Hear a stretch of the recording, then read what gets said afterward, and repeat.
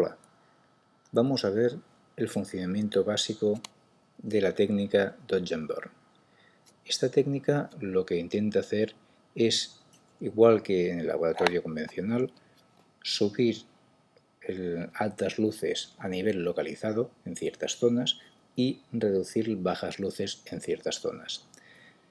Antiguamente en el laboratorio, cuando queríamos trabajar una fotografía, hacíamos una exposición correcta en la ampliadora respecto al papel fotográfico y conseguíamos la exposición correcta general.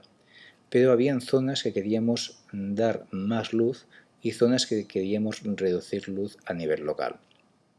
Esto digitalmente con Photoshop es muy fácil realizarlo y conseguimos una calidad realmente muy buena y con un esfuerzo relativamente sencillo o rápido, dependiendo del nivel de complicidad que queramos hacerle. Vamos a ver en qué consiste. Partimos de una imagen. Esta imagen podemos evaluar que tenemos en la capa de fondo. Antes de trabajarla es recomendable que dupliquemos la capa y en este duplicado realizamos las correcciones que nos interese.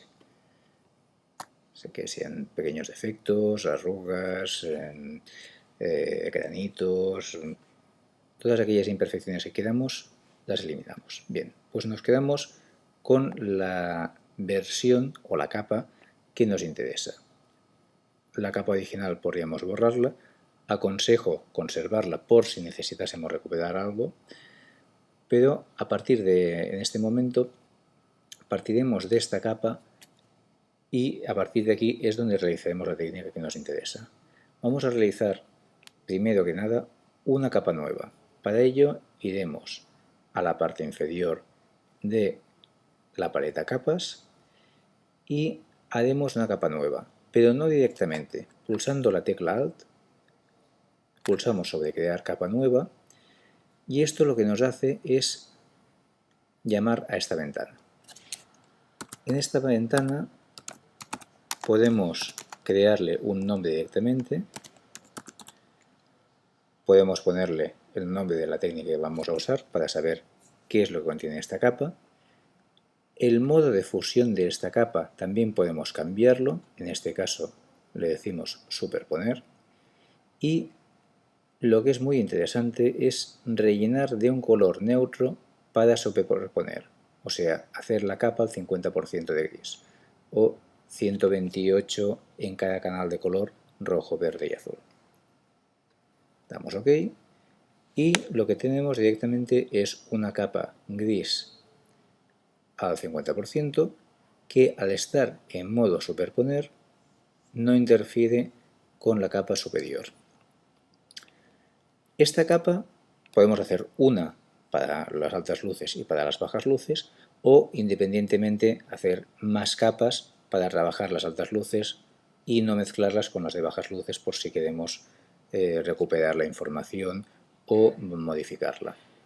O incluso mezclar, después podemos darle una cierta opacidad a la capa.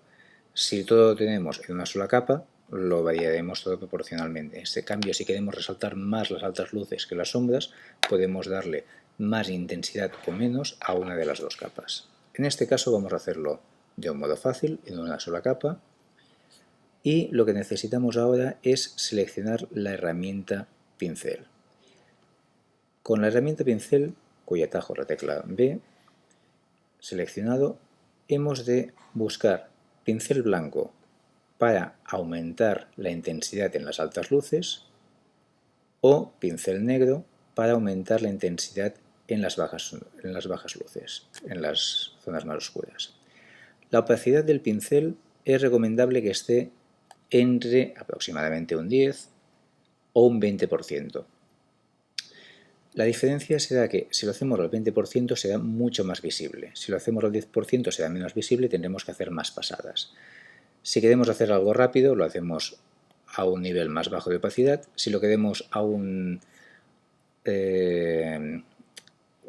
ajuste más rápido, lo haremos a un ajuste de opacidad más elevado. Cuanta más precisión quedamos, más lo hemos de rebajar y más veces tendremos que pasarle el pincel para conseguirlo. En este caso vamos a hacer un promedio. Vamos a hacer un 15% y fíjate que la fusión del pincel es en modo normal. De momento no le creamos ninguna máscara, sencillamente pintamos sobre la propia capa. Podemos esconder el panel de capas y, por ejemplo, ahora para poderlo ver de una forma más clara, podemos hacerlo en un tamaño más pequeño, pero en el momento que quiera hacerlo con más detalle, debe de aumentarlo y trabajar el detalle de una forma mucho más fina. Bien, si quiero aumentar las sombras, lo que tengo que hacer es trabajar con un pincel más o menos grande, en función de la zona que quiero tratar, y con una dureza normalmente suave. En este caso, si uso una tableta gráfica, un lápiz, una tableta Wacom por ejemplo, es mucho más cómodo y rápido de utilizar.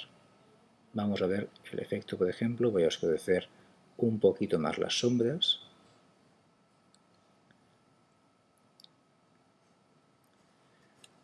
Incluso de esta zona del pelo también la quiero oscurecer un poco.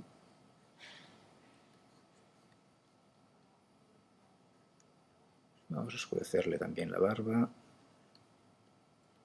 el bigote, algo las cejas. Bien, vamos a ver qué acabamos de hacer. Nos vamos a repetir capas y fíjate cómo hemos oscurecido ciertas zonas de la imagen. Ahora podríamos trabajar sobre la misma capa las altas luces o crear otra capa idéntica para trabajar las zonas iluminadas, las zonas de altas luces. En este caso vamos a trabajar sobre la misma capa para hacerlo más rápido para el tutorial. Cambiamos el pincel a pincel blanco y vamos a dar más énfasis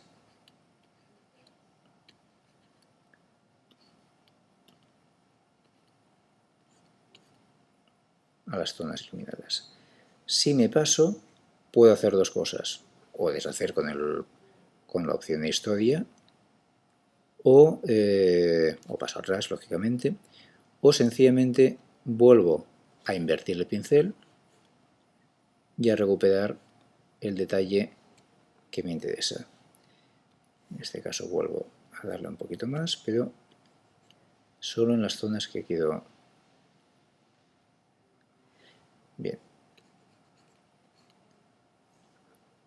En este caso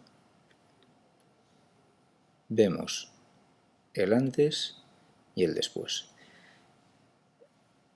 Como normalmente este efecto, mientras lo vamos haciendo, es fácil entusiasmarse un poco y pasarse un poco más de la cuenta, normalmente es recomendable, una vez hemos terminado, ir a la opacidad de la capa, quitarlo y ir colocando hasta encontrar un porcentaje que nos interese, porque normalmente esto es muy exagerado.